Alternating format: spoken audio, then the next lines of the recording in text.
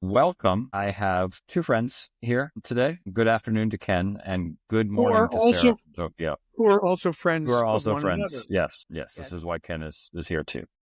So people will remember about a year ago, Sarah came on to promote a forthcoming book on the Transfiguration. That had a number attached to it, and her new book has a number attached to it too, a much bigger number. But she is here to talk about a project she has Is done it on 100, the Ascension. 144 ways to think about the Ascension? Well, come on. What's the magic number 40. with the Ascension, Ken? You can guess. 40. 666? 40 facets of the Ascension this time around. I thought I might continue with the 7, like with the Transfiguration, but the Transfiguration is honed and concentrated in the New Testament. The Ascension, the image that came to mind was a busted gemstone up in the heavens that shattered and scattered all over the earth and landed in little bits and pieces all over the New Testament, hence multiple facets. And very few people know how to put them back together again. Would you So, argue that, Sarah, that the Ascension is also in the Old Testament? hold on, Ken. You're just Sorry. you're just the sidekick here. I'm driving this Sorry. this car. He's driving Sarah, the chariots of fire, not you. So my first question, as someone who I've had to preach this once a year for 25 years. You have the number 40 in the subtitle of your book, but which is it? Does he ascend to heaven on Easter night or 40 days after the resurrection? Well, would you like me to answer from the Gospel of Luke or from the Acts of the Apostles? And if you want to go from the Gospel of John, we could say something more than 8 days later. Yes, I have to say... start just talking about just how all over the place the scriptures are. Okay, so I feel like I, and probably most preachers, have read Luke 24 a lot because, it's pretty awesome. Road to Emmaus. And I can't believe that I never noticed before that it's just one continuous piece of action. And that and not only is it a continuous piece of action, there are so many time indicators in the prose itself. So I went through, after I, read in the biblical scholarly, like in the Gospel of Luke, it's Easter night. It's like, what? No. And then I actually paid attention. I was like, it's always been there and I missed it. I would say that was probably the biggest shock of the whole thing. It took me a while to recover from that one. But then you go to the beginning of Acts and it says 40 days later, very unambiguous. In Acts 13, it does say many days rather than 40 specifically, but many days and 40 days in the Bible is basically the same thing anyway. So, so there are many ingenious solutions to the discrepancy, especially since it seems very clear Luke and Acts are by the same author. Some of the more creative ones are there is actually a time pause in Luke 24. You just have to insert it somewhere. Another one is that Luke did not necessarily know he was going to write an apostolic history when he finished writing the gospel. And once he turned to that project, was heaven knows what kind of time. I mean, we have absolutely no way of knowing if there was and how long there was of a time gap. But supposing there was, and then supposing he was like, all right, having collected the kerygma about Jesus, I will go collect the kerygma about the apostles. He found out that it wasn't the same night. And, there were traditions about there being this period before the Ascension.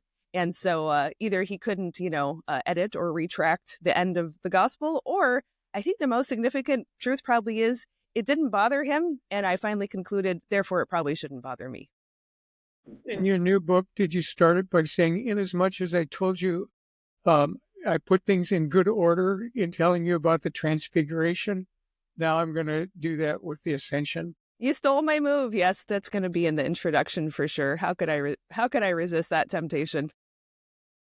And Ken's joking, but there is continuity, right? And I think it gets it to the continuity helps address what preachers find difficult about the Ascension passages. Right. So in Mark's Transfiguration, you have, they only see Jesus transfigured briefly, and then the cloud kind of settles over them, the cloud of God's presence. And Luke has, as it's not so much Jesus going up so much as the cloud, the same cloud taking him. So talk a little bit about just the difficulties the image itself has for people, post Copernican. Right. Well, I think the first problem is that we're complete bigots about ancient people and think they're kind of dumb.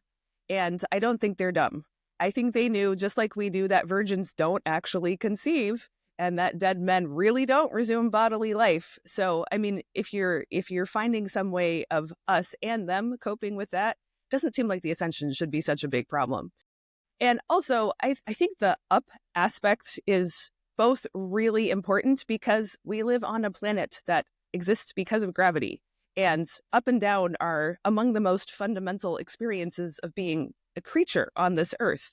So I don't think there's anything kind of either theologically or metaphorically or physically suspect about talking about Jesus moving up. I mean, he's already been down, right? He was buried in the earth. He's already been horizontal a lot, walking all over Palestine. So, I mean, where else was there to go but up, to adopt the old proverb. But also, I think there's some way people think that Jesus is a hot air balloon, right? Like he's just shooting off, but sooner or later, he's going to get to a thin layer of the ozone or the stratosphere, and then even a resurrected body is going to have a hard time.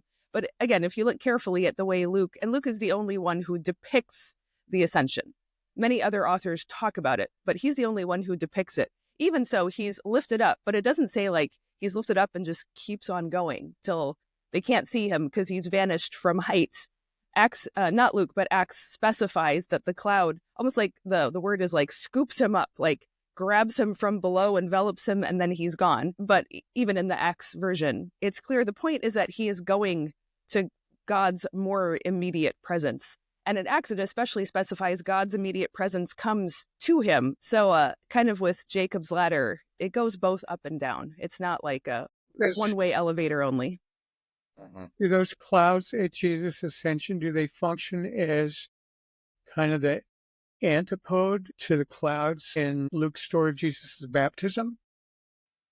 Where he changes Mark's language, of course, from being ripped open to being opened. Mm-hmm.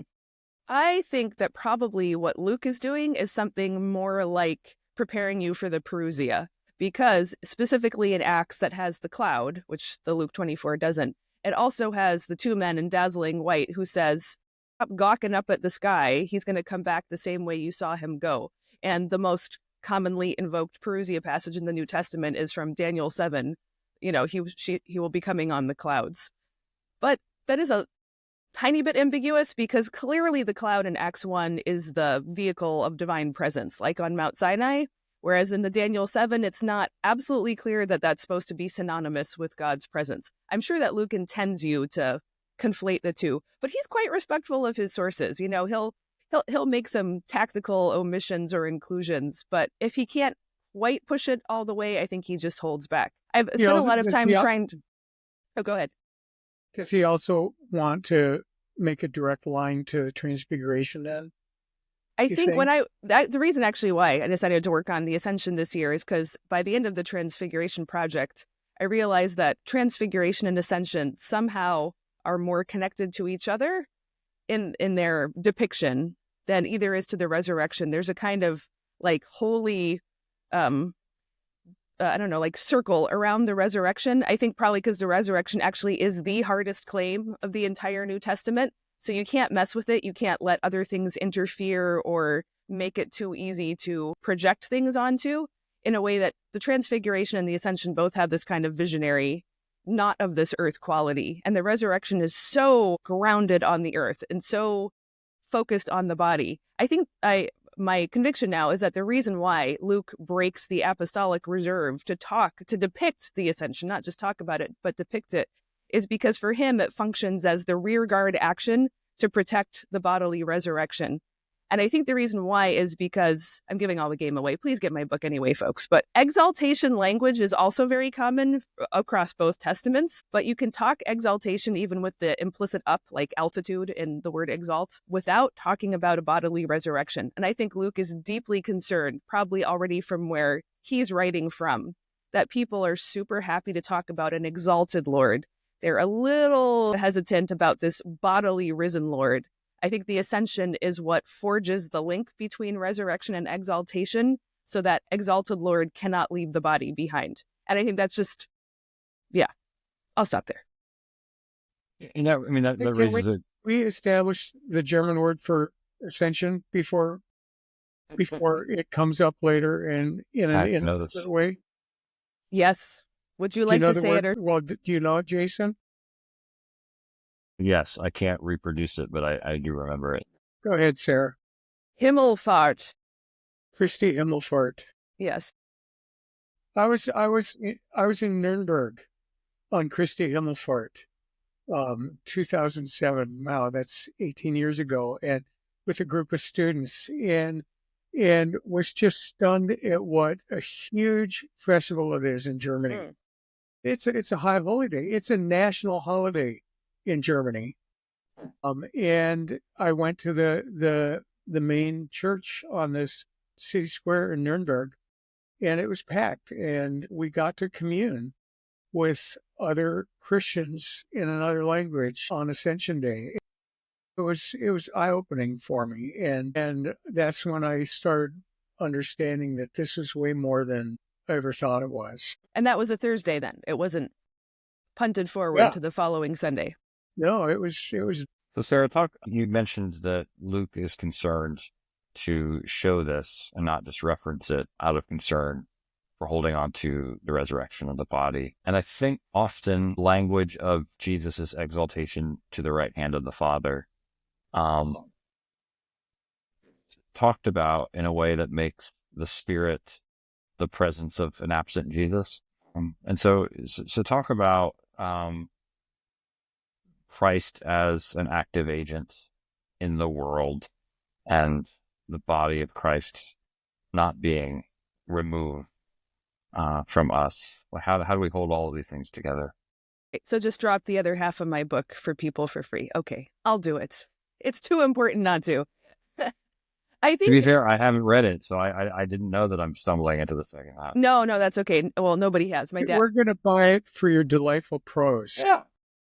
Thank you. I think until, again, I started digging into this, probably if I thought about Ascension at all, other than, like the dangling feet, and Endurer and other wonderful paintings, I actually think that's quite important. There's something so grossly bodily about feet. It has to be real. But, he's going up, right? And so you can't see him anymore. You can't contact him anymore. There is obviously something different happening here.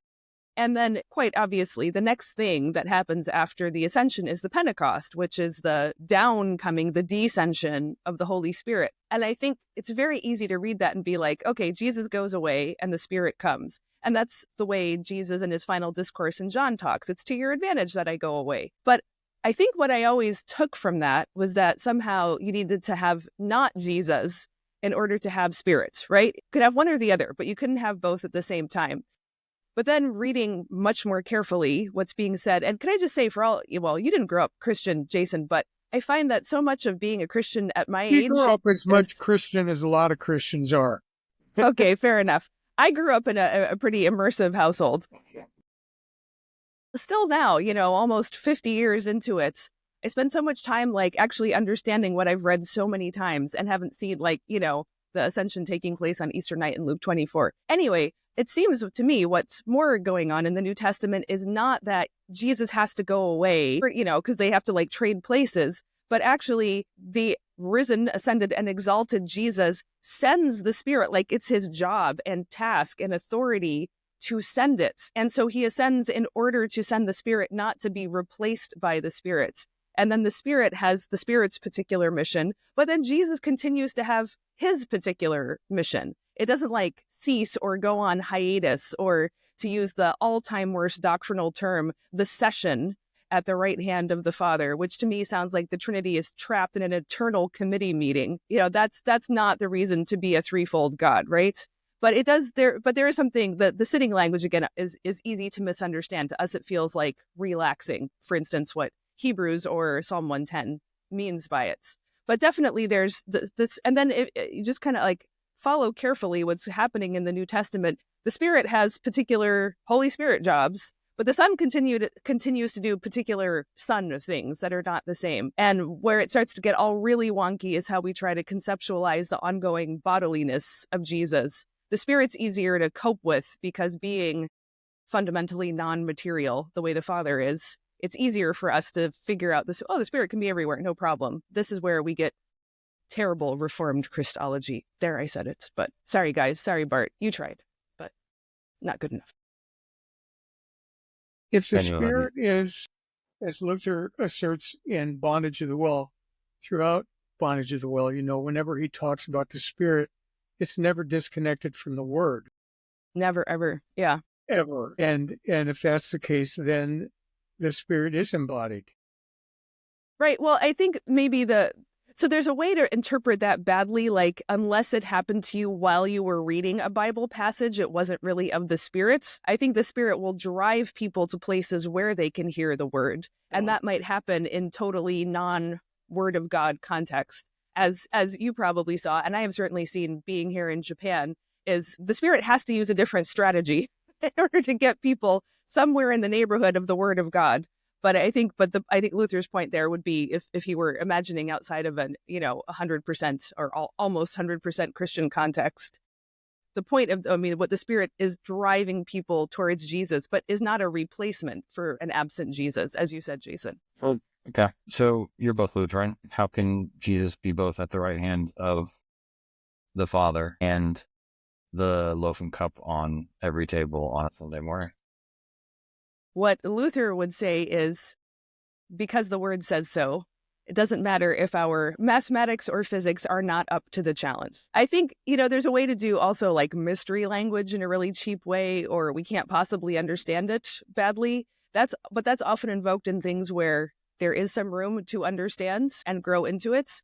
Luther has no objection. He obviously is an intense humanist and intellectual and will understand as far as he can possibly go. I think all right, he also understands Jesus as the Word. Right.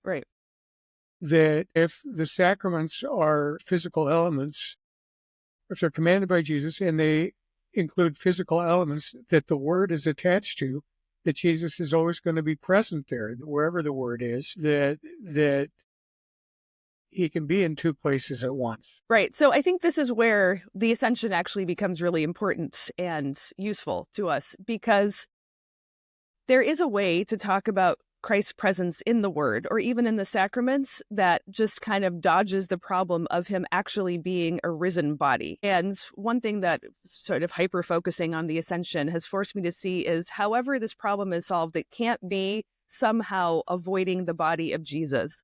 And I have a greater appreciation for Luke Acts being an entire defense of general resurrection and also Jesus' resurrection. For him, that's the scandal, whereas for Paul, it's much more that Christ is crucified is the scandal. But in either case, the body of Jesus is itself the scandal. And I think what the Ascension pushes us toward, and I think this is where Luther was finally trying to help shift Zwingli. For once in my life, I'll say one nice thing about Zwingli is he asked a good question, right? And the question is, if there is any bodily integrity to Jesus, then how can you possibly talk about his omnipresence? That is a fair question.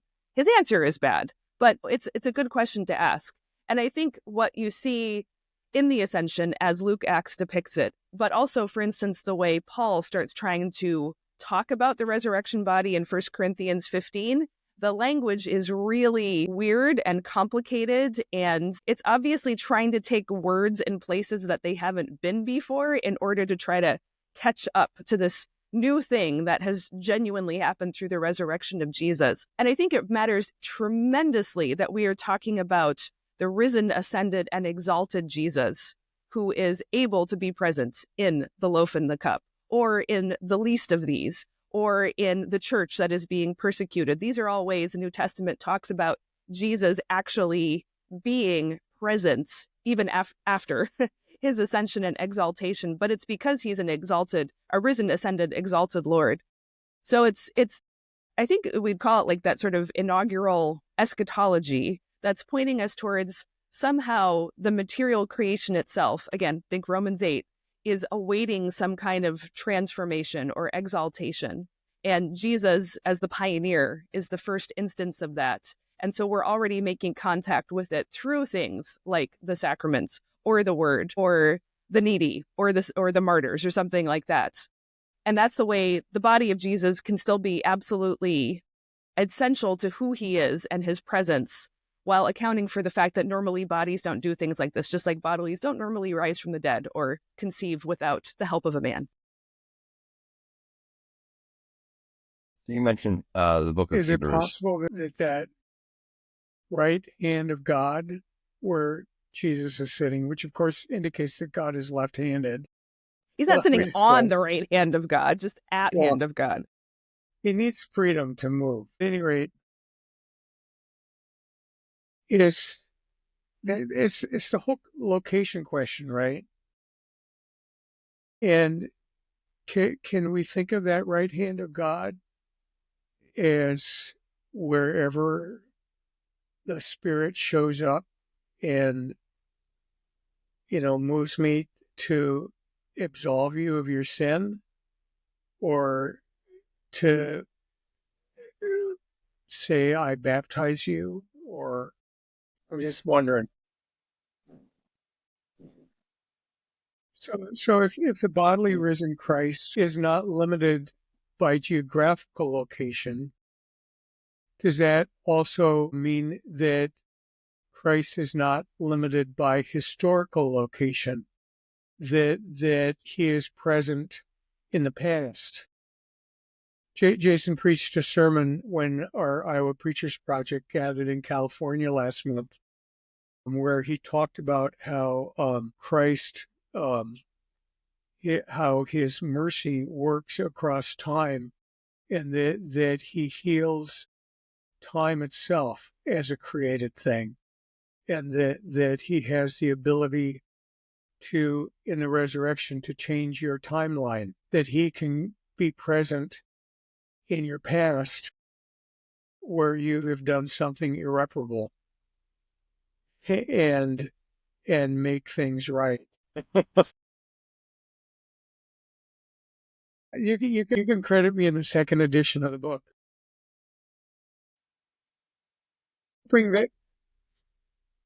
I'm hoping that Mass will also be redeemed. Yeah, I mean, Yeah. Okay. a great aha moment for me was reading Jensen on the Ascension, and solving what appeared to be the problems with the text in terms of location and trajectory, and saying that Jesus is raised and ascended into the future, as the first occupant of the eschaton, and from there, all parts of time are available to him, and that was really elegantly done. But what you said earlier, those problems don't necessarily need to be solved, because Luke does not have as retrograde an understanding of the cosmos as we might think. So you mentioned the exaltation language in both testaments. I'm guessing if there are preachers who are not afraid of dealing with the, Jesus having drunk fizzy lifting drink or something, if they're willing to take on the text and preach on the Ascension text this year, there's going to be a lot of sermons emphasizing that Jesus is Lord and not the once and again president. So talk about just talk about, I guess, the challenges of the lordship component to the Ascension, and how to keep that gospel and not law. I think it could easily, in the same way that like any of the Old Testament prophets, you can easily take one of those texts and just use it as a pivot to talk about politics. Oh.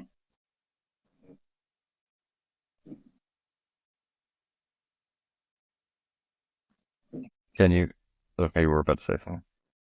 I was just thinking about what it means for me if in my baptism I have been bound to this new Adam who has initiated this new thing. Does that mean is it helpful for me to think about an ascension for myself as well? And that's of course linked to all the language that so many people use about what happens when you die.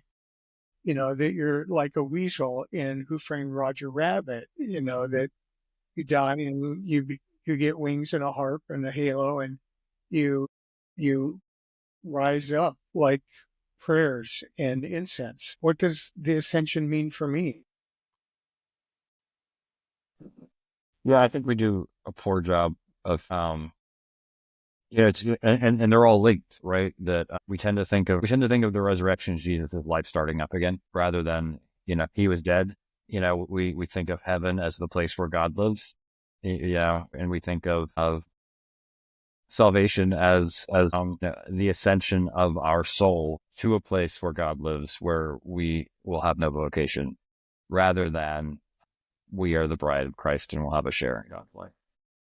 So it's Philip Pullman's great series, the Golden Compass, Sudden Life, etc. A plot point in that story, spoiler alert for anybody who hasn't read the books. they've been out for like 30 years. So I think I know, but still there are people who haven't read the book.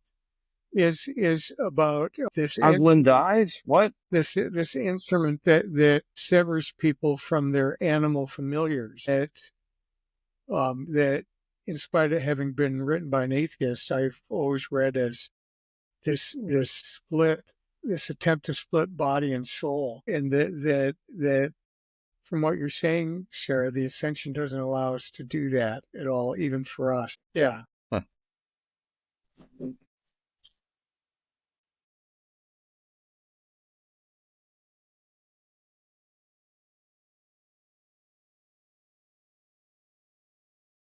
Meaning old stuff. Yeah. Cancer, however, is funny. Saying,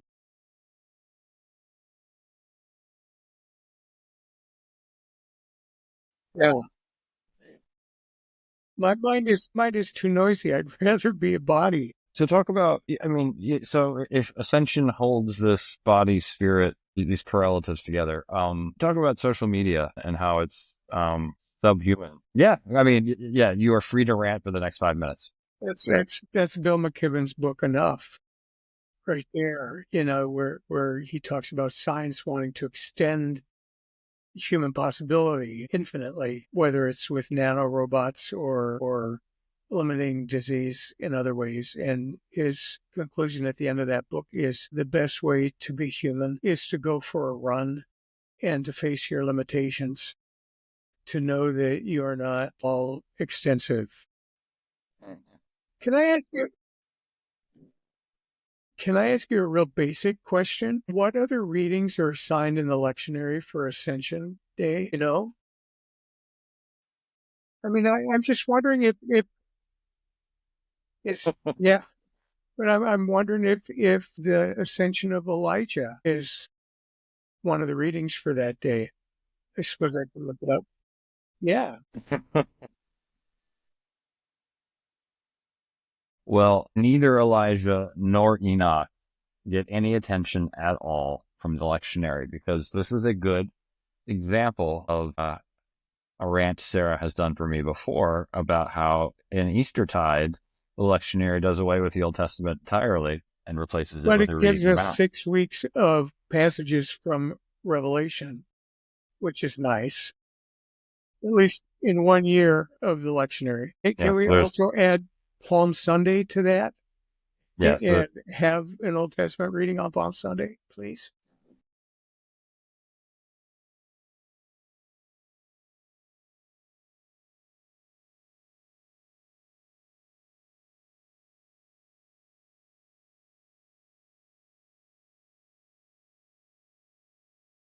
Or the New Testament. Yeah. Well, yeah. I guess. Yeah. Yeah. Yeah.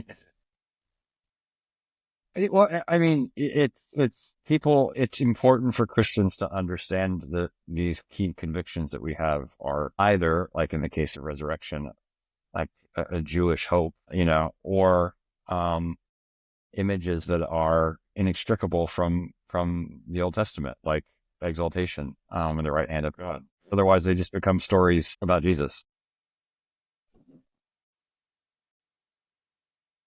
It's right there in the Ascension text, right? Like their response to what has happened to them with Jesus is to go to the temple and worship. There's just there's the fundamental continuity there. Yeah, there's I can't remember where I read it. Michael Vishagod, Jewish.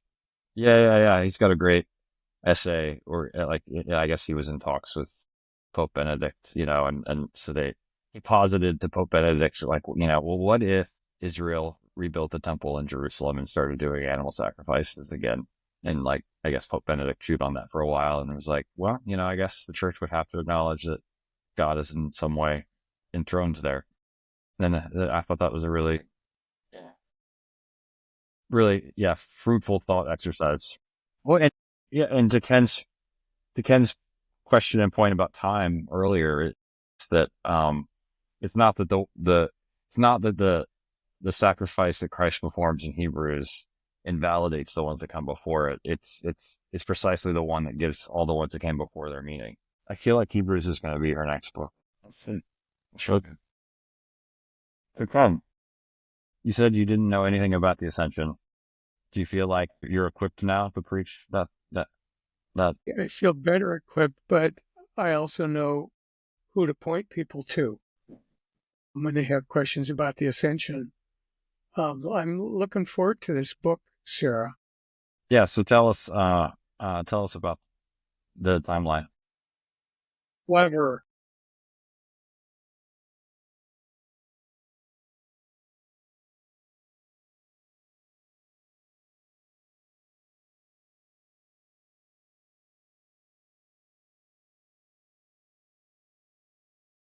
Luther wasn't afraid of those books. There were lots of people in the Reformation that, like Johann Spangenberg, did postals, 15 funeral sermons. They were all based on books that Lutherans wouldn't regard as scripture.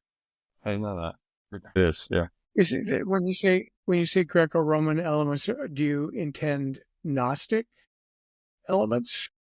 Because Gnosticism has such an aversion to the body. Is it because that stuff is already in the mix? Yeah.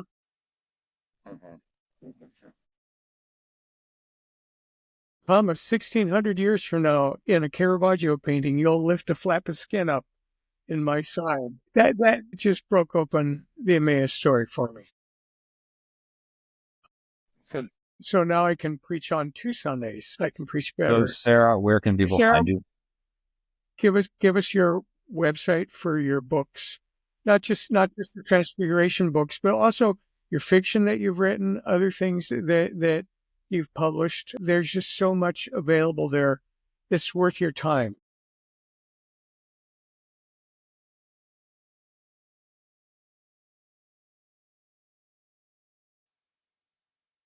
And so we noted the time zone at the beginning, so you're headed back to the States. So I can attest to how quickly a month goes.